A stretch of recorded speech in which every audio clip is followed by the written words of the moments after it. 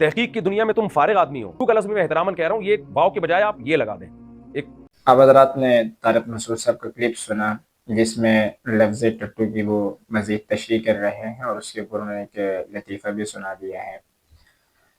تو جب یہ لفظ صحافی عمار خان یاسر نے اس وقت استعمال کیا تھا جب مفتی عبدالرحیم صاحب نے یہ بیان جاری کیا لال مسجد کے حوالے سے، تو اس کے بعد عمار خان یاسر نے یہ لفظ اپنے ٹویٹ میں استعمال کیا، لیکن انہوں نے پھر اپنے کچھ خیر خواہ اور محسنین کے کہنے پر فوراً اپنے اس لفظ کو نہیں بلکہ اپنے پورے اس ٹویٹ کو ڈیلیٹ کر دیا،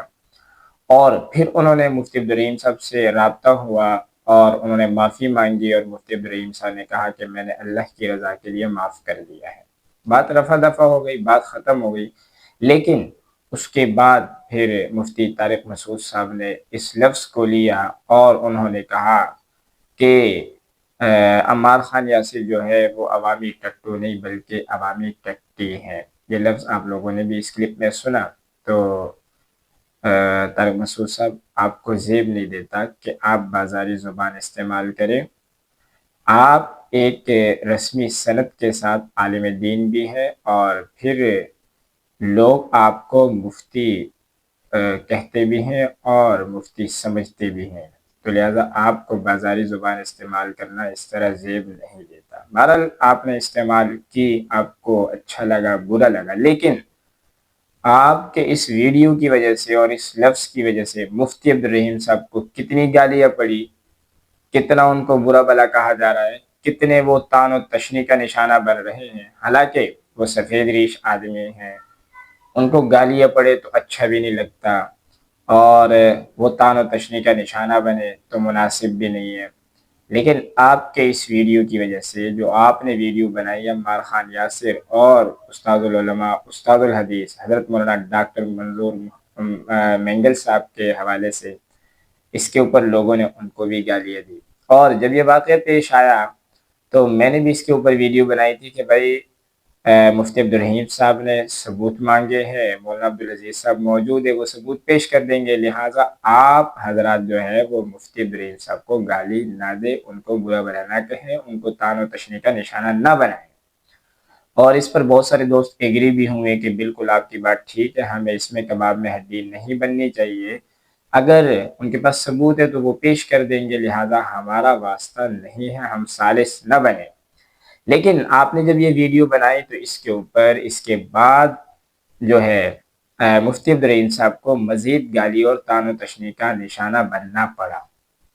اور بھی کچھ لوگ ہیں مفتی عبدالرحیم صاحب کے ارد گرد رہنے والے، انہوں نے بھی ویڈیوز بنائی اور ان کی وجہ سے بھی استاد محترم مفتی عبدالرحیم صاحب جو ہے وہ گالی اور طعن و تشنیع کا نشانہ بنے۔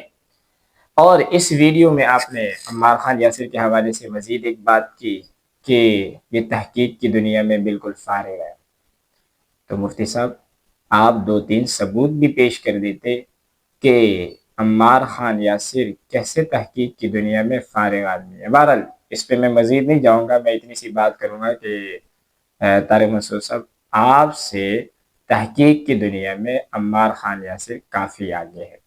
بہرحال دوسری بات آپ نے اس ویڈیو میں جو مزید کی مولانا منظور مینگل صاحب کے حوالے سے، آپ نے کہا کہ میں ان سے کچھ سوالات کروں گا، اور آپ نے بڑی مشکل سے جو ہے نا ادب کی زبان کو وہاں پہ استعمال کیا ہے۔ اللہ اس پر بھی آپ کو جزائے خیر دے، اللہ آپ کو خوش بھی رکھے کہ آپ نے علماء کا اتنا لحاظ کیا ہے کہ اتنی مشکل سے آپ نے جو ہے ان کے لیے ادب و احترام والی زبان استعمال کی ہے، اور آپ کو پتہ بھی تھا کہ اگر نہیں کی تو پھر اس کے بعد جو ان کی طرف سے رد عمل آنا تھا، شاید کہ آپ 1 سال تک سوشل میڈیا کے اوپر نہیں آ سکتے پھر۔ بہرحال آپ نے ادب والی زبان استعمال کی، اللہ آپ کو جزائے خیر دے، لیکن آپ کا بنتا نہیں ہے مولانا منظور مینگل صاحب سے سوالات کرنا۔ جب آپ نے یہ بات کی، اس کی وجہ سے بھی مفتی عبدالرحیم صاحب گالیوں کا نشانہ بنے، طعن و تشنیع کا نشانہ بنے، لوگوں نے ان سے برا بھلا کہا، اور لوگوں نے یہاں تک سوچا، جو بات مجھے سننے میں آئی اور میرے دوستوں نے مجھ سے کی ہے، کہ یار مفتی عبدالرحیم صاحب کو کیا ضرورت پڑی تھی کہ انہوں نے طارق مسعود صاحب کو تیار کیا اور کہا کہ آپ اس پر ویڈیو بنائیں۔ میرے بارہا سمجھانے پر کہ یار مفتی عبدالرحیم صاحب اس طرح مزاج کے آدمی نہیں ہو سکتے، انہوں نے مفتی طارق مسعود صاحب سے نہیں کہا، لیکن وہ اس بات کو ایگری نہیں کر رہے تھے کہ اگر انہوں نے نہیں کہا تو پھر کیا ضرورت تھی طارق مسعود صاحب کو اس پر ویڈیو بنانے کی۔ لیکن بہرحال آپ نے ویڈیو بنا دی، آپ نے مولانا منظور مینگل صاحب سے کچھ سوالات بھی کر لیے، لیکن آپ کا اور مولانا منظور مینگل صاحب کا،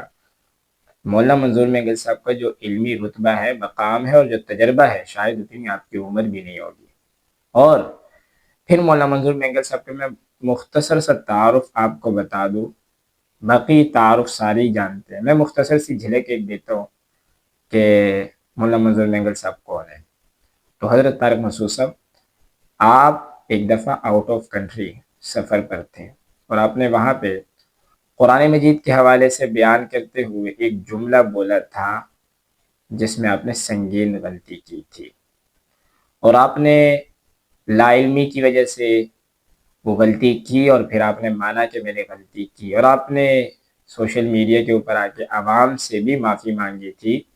اور پھر آپ نے کچھ علماء سے ریکویسٹ بھی کی تھی، درخواست بھی کی تھی کہ میری صفائی پیش کرنے کے لیے ویڈیو جاری کر دے۔ بہرحال حضرت مولانا مفتی عبدالواحد قریشی صاحب امام اہل سنت،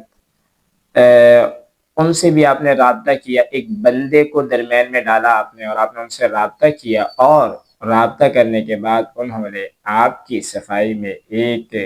ویڈیو جاری کی بھرپور دلائل کے ساتھ۔ وہ ویڈیو اب بھی موجود ہے، آپ دیکھ بھی سکتے ہیں، دوسرے حضرات بھی دیکھ سکتے ہیں۔ اور اس میں اصل جو بات میں بتانا چاہ رہا تھا کہ مولانا منظور مینگل صاحب کا تعارف، تو اسی میں ایک مولانا منظور مینگل صاحب کے شاید جمعے کے بیانات یا درس و تدریس ہی کی ویڈیوز چلتی ہے، الگ سے میرے خیال سے وہ بیٹھ کر یوٹیوب چینلز کے لیے یا دوسرے سوشل میڈیا کے لیے بیانات وغیرہ یا دیگر باتیں وغیرہ الگ سے بیٹھ کر نہیں کرتے۔ میرے خیال سے ان کے جمعے کا بیان ہی شائع ہوتا ہے یا درس و تدریس جو ان کا کام چلتا ہے وہیں سوشل میڈیا کے اوپر یوٹیوب چینل پہ جاری رہتا ہوگا، الگ سے بیٹھ کر وہ ویڈیوز نہیں بناتے۔ لیکن جب آپ نے یہ سنگین غلطی کی تو انہوں نے آپ کی صفائی پیش کرنے کے لیے ممبر سے ہٹ کر الگ جگہ بیٹھے اور آپ کے لیے ایک ویڈیو بنائی اور آپ کی صفائی اس میں پیش کی، لیکن آپ بھول گئے شاید۔ آج آپ اسی عالم دین، اسے استاد الحدیث کے گریبان پڑ چکے ہیں، اور آپ نے کہا کہ میں آپ سے درخواست کرتا ہوں اور آپ سے سوالات کرتا ہوں۔ آپ کہاں اور استاد الحدیث حضرت مولانا منظور مینگل صاحب کا مقام اور مرتبہ کہاں؟ آپ شاید مزید 40 سال 50 سال زندگی لگا دے تو آپ اس تک نہیں پہنچ سکتے۔ اور پھر یہ بات جب رفع دفع ہو چکی، ختم ہو چکی، اور ہم نے لوگوں کو تقریباً یہاں تک بھی آمادہ کر لیا کہ بات دونوں حضرات کی ہیں، مفتی عبدالرحیم صاحب کی اور مولانا عبدالعزیز صاحب کی، اس لیے آپ کسی کو بھی طعن و تشنیع کا نشانہ نہ بنائیں اور کسی کو گالی نہ دیں۔ لہٰذا انہوں نے ثبوت مانگے ہیں، مولانا عبدالعزیز صاحب موجود ہے، وہ ثبوت پیش کر دیں گے، لیکن آپ پھر بھی اتنے باولے ہو گئے اور آپ نے بڑھ چڑھ کر اس بات کو آگے بیان کرنا شروع کر دیا۔ میں نے بھی اس پہ ویڈیو بنائی تھی، آپ میری ویڈیو یوٹیوب پر جا کر دیکھ سکتے ہیں۔ میں نے یہی کہا تھا، مفتی عبدالرحیم صاحب کا نام لے کر کہا کہ یار سفید ریش آدمی ہیں، بوڑھے ہو چکے ہیں، عالم دین ہیں، مفتی ہیں، گالی نہ دے ان کو۔ لیکن آپ کو برداشت نہیں ہو رہا، جب تک آپ مفتی عبدالرحیم صاحب کو گالیاں نہ پڑوائے لوگوں سے۔ اب آپ کہیں گے کہ اگر لوگ گالیاں دیتے ہیں تو مفتی عبدالرحیم صاحب کے مقام اور مرتبے میں کون سی کمی آتی ہے؟ میں بھی مانتا ہوں مفتی عبدالرحیم صاحب کا جو مقام اور جو مرتبہ ہے، ہاں، لوگوں کے گالیاں دینے سے، لوگوں کے برا بھلا کہنے سے